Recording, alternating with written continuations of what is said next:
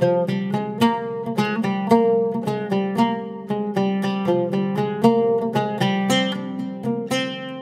இன்னைக்கு கோதுமை மாவு வச்சு தட்டை எப்படி செய்யறதுன்னு பார்க்க போறோம். இது நல்ல மொறுமொறுவா ரொம்பவே டேஸ்டியா இருக்கும். பொதுவா நம்ம அரிசி மாவு வச்சு தட்டை செஞ்சிருப்போம்ல. நம்ம சேனல்லையே நிறைய விதமான அரிசி மாவு தட்டைகள் இருக்கு. ஆனா இன்னைக்கு நம்ம செய்ய போறது வித்தியாசமான கோதுமை மாவு தட்டை.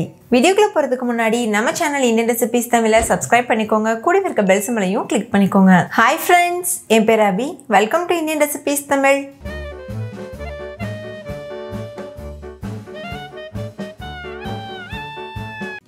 ஃபர்ஸ்ட் இந்த ரெசிபி பண்ணுறதுக்கு ஒரு மிக்சிங் பவுலில் ஒரு கப் அளவு கோதுமை மாவு எடுத்துக்கோங்க. இது கூடவே 1 டீஸ்பூன் ஓமம், 1.5 டீஸ்பூன் மிளகாத்தூள், 1 டீஸ்பூன் எள்ளு, தேவையான அளவு உப்பு, இது கூடவே காய வச்ச கொத்தமல்லி இலை 1 டீஸ்பூன், இதெல்லாம் சேர்த்துட்டு இது கூடவே 2 டீஸ்பூன் ரவை சேர்த்துக்கோங்க. ரவை சேர்க்கறதுனால நல்ல கிறிஸ்பியாக மொறுமொறுப்பாக இருக்கும். இப்போ இது எல்லாத்தையும் சேர்த்து ஒரு டைம் நல்லா கலந்துக்கோங்க. இது போல் நல்லா கலந்ததுக்கப்புறமா இது கூட 1 டீஸ்பூன் அளவு நெய்யில் ஒரு கொத்து கருவேப்பிலையாக வறுத்துட்டு சேர்த்துருக்கேன். நெய் நல்லா சூடாக இருக்கும் போதே சேர்த்துக்கோங்க. இது நல்ல வாசனையாகவும் டேஸ்டியாகவும் இருக்கும். கருவேப்பிலையோட ஃப்ளேவர் நல்ல சூப்பராக இருக்கும் இந்த ரெசிபிக்கு. நெய் சூடாக இருக்கும், அதனால் பார்த்து பிசைஞ்சுக்கோங்க. பாருங்கள், இந்த மாதிரி நல்ல உதிரி உதிரியாக தான் இருக்கும் ஸ்டார்டிங்கில். அதுக்கப்புறமா நம்ம தண்ணி சேர்த்து பிசையும் போது நல்ல ஒரு கோதுமை பதத்துக்கு வரும். நம்ம சேர்த்துருக்க நெய் எல்லா இடத்துலையும் ஒட்டுறதளவுக்கு இது போல் நல்லா பிசைஞ்சுக்கோங்க. எல்லா மாவுலையும் நெய் ஒட்டணும். நல்லா பிசைஞ்சதுக்கப்புறமா கையில் இப்படி அழுத்தி பிடிக்கும்போது இது போல் ஷேப் எடுக்கணும். அப்படி ஷேப் எடுக்கலைன்னா எக்ஸ்ட்ரா ஒரு 2 டீஸ்பூன் அளவு நெய் சூடுபடுத்திட்டு சேர்த்துக்கோங்க. அப்போ தான் பர்ஃபெக்டாக வரும் நம்மளோட தட்டை. இப்போ தேவையான அளவு தண்ணி சேர்த்து இதை கோதுமை பதத்துக்கு பிசைஞ்சுக்கோங்க. மாவு நல்லா சாஃப்டாக இருக்கணும், அந்த மாதிரி பிசைஞ்சு எடுத்துக்கோங்க. தண்ணியை ஒரே நேரத்தில் சேர்த்துடக்கூடாது, கொஞ்சம் கொஞ்சமாக சேர்த்து இது போல் பிசைஞ்சுக்கோங்க. இதில் முக்கியமான ஸ்டெப் நம்ம நெய் சேர்த்து பிடிக்கும்போது ஷேப் எடுத்துச்சுல, அதுதான். அந்த மாதிரி ஷேப் எடுத்தால் மட்டும்தான் நல்ல மொறுமொறுப்பான தட்டை கிடைக்கும். இப்போ பாருங்கள், மாவு நம்ம நல்லா பிசைஞ்சு எடுத்தாச்சு. கை வச்சு நல்ல ஒரு சாஃப்டான மாவு பதத்துக்கு பிசைஞ்சுக்கோங்க. பாருங்கள், இந்த மாதிரி நல்ல அழுத்தம் கொடுத்து பிசையணும். எந்த அளவுக்கு அழுத்தம் கொடுத்து பிசைகிறோமோ அந்த அளவுக்கு தட்டை பெர்ஃபெக்டாக வரும். இப்போ மாவு நல்லா பிசைஞ்சாச்சு. எந்த அளவுக்கு சாஃப்டாக இருக்குது பார்த்தீங்கல்ல. இப்போ மூடி போட்டு மூடிட்டு அப்படியே ஒரு அரை மணி நேரம் ஊற வச்சுக்கோங்க. அரை மணி நேரத்துக்கு அப்புறமா நம்ம தட்டை செய்ய ஆரம்பிச்சிடலாம். இப்போ ஒரு அரை மணி நேரம் ஆயிடுச்சு. மாவு நல்லா ஊறிருக்கு. மாவு முன்னை விடவே ரொம்ப சாஃப்டாக ஊறிருக்கு. இப்போ இதுலேருந்து சின்ன சின்ன உருண்டையாக எடுத்து உருட்டிக்கோங்க. நம்ம சப்பாத்திக்கு எந்த அளவு மாவு எடுத்து உருட்டுவோமோ அந்த அளவுக்கு மாவு எடுத்து உருட்டிக்கோங்க. இப்போ ஒரு பூரிக்கட்டையில் நம்ம எடுத்து வச்சுருக்க மாவை வச்சு நல்லா இதை மெல்லிசாக திரட்டிக்கோங்க. எந்த அளவுக்கு மெல்லிசாக முடியுமோ அந்தளவுக்கு மெல்லிசாக திரட்டிக்கோங்க. இதில் நம்ம ஏற்கனவே நெய் சேர்த்துருக்கிறதுனால இந்த ஸ்டேஜில் மாவோ எண்ணெயோ தேவைப்படாது. அப்படியே நம்ம ஈஸியாக திரட்டிடலாம். சப்பாத்திக்கு எப்படி மாவு திரட்டுவோம் அந்த மாதிரி தான். நல்லா மெல்லிசாக திரட்டினதுக்கப்புறமா இது போல் ஒரு ஃபோக் ஸ்பூன் வச்சுட்டு இந்த மாதிரி நல்லா ஹோல்ஸ் போட்டுக்கோங்க. இது கண்டிப்பாக பண்ணணும். இது பண்ணலைன்னா பூரி போல் உப்பி வரும். இந்த மாதிரி நம்ம ஹோல்ஸ் போடும்போது கொஞ்சம் கூட உப்பாமல் நல்ல தட்டையாக கிடைக்கும். நல்லா நெருக்கமாக இந்த மாதிரி ஹோல்ஸ் போட்டுட்டு அதுக்கப்புறமா ஒரு கிளாஸ் வச்சு இது போல் அச்சு வச்சுக்கோங்க. கிளாஸ் அப்படி இல்லைன்னா குக்கி கட்டர் கூட நீங்கள் யூஸ் பண்ணலாம். அப்படி இல்லைன்னா ஷார்ப்பான எட்ஜுடைய ஏதாவது ஒரு டப்பா கூட யூஸ் பண்ணலாம்.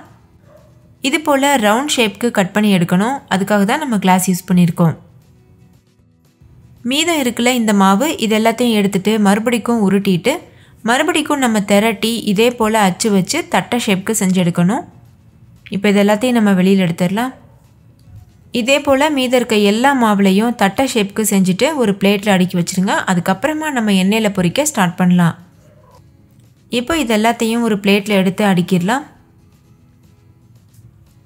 இதே மாதிரி மீதி இருக்க எல்லா மாவுலையும் செஞ்சுட்டு அதுக்கப்புறமா நம்ம பொரிக்க ஸ்டார்ட் பண்ணிடலாம். இப்போ ஒரு கடாய் சூடுபடுத்திட்டு பொரிக்கிறதுக்கு தேவையான அளவு எண்ணெய் சேர்த்துக்கோங்க.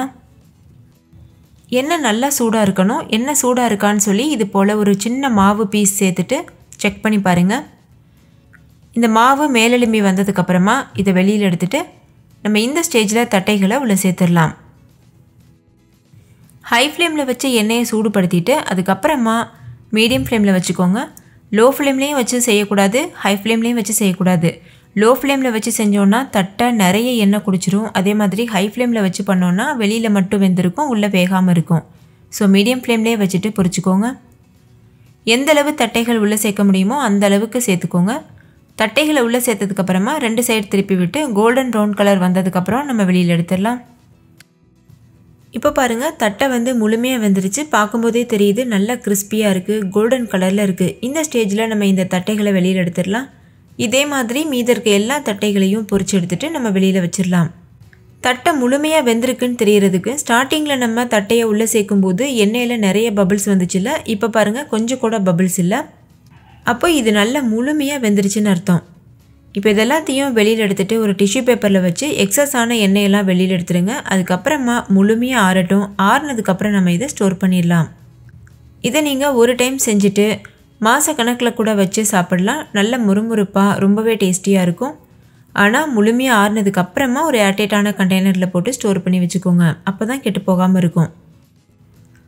இதே போல் நீங்கள் மைதா மாவுலையும் பண்ணலாம். கோதுமை மாவுக்கு பதிலாக மைதா மாவு யூஸ் பண்ணி பண்ணலாம்.